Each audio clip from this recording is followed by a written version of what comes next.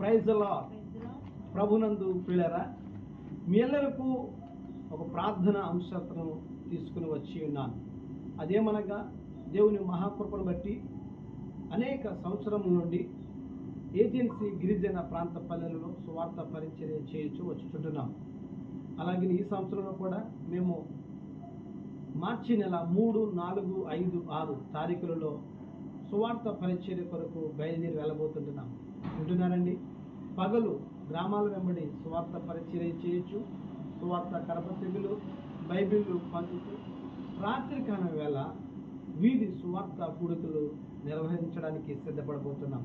ఎంత గొప్ప శుభవార్త ఇది! కాబట్టి ఈ యొక్క పరిచర్య అంతయు సక్రమంగా జరిగించబడలాగున మేము ఎక్కడ నిలబడాలి, ఏ వీధులలో నిలబడాలి, ఎవరితో మాట్లాడాలి, వీటన్నిటి కొరకు మీ ప్రార్థనలు మమ్మల్ని జ్ఞాపకం చేసుకుంటారని కోరుతూ వస్తుంటున్నాను.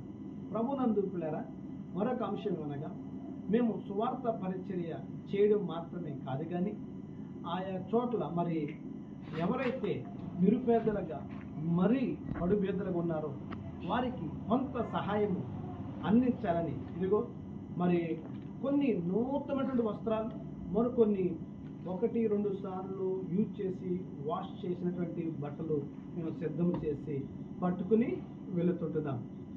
ఎవరైతే మరి బీదలుగా ఉన్నారో వారికి అందించడం కొరకు. ఇవి మాత్రమే కాదు, రేపటి దినాన మీకు మరింత పూర్తి సమాచారం ఇస్తాను.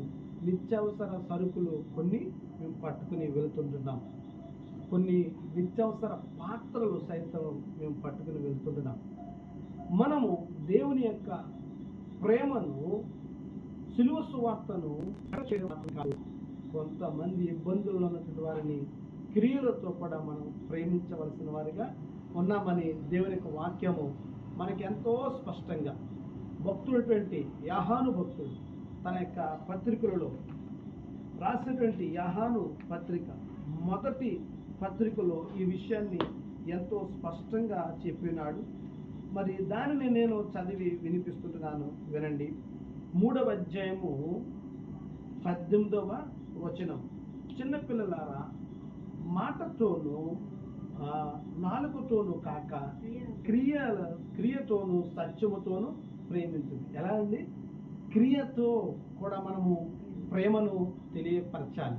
కాబట్టి మీరు చూస్తున్నారు కదా, ఇది మేము చేస్తున్నటువంటి మందిర పరిచర్య. ఇది మా మందిరం.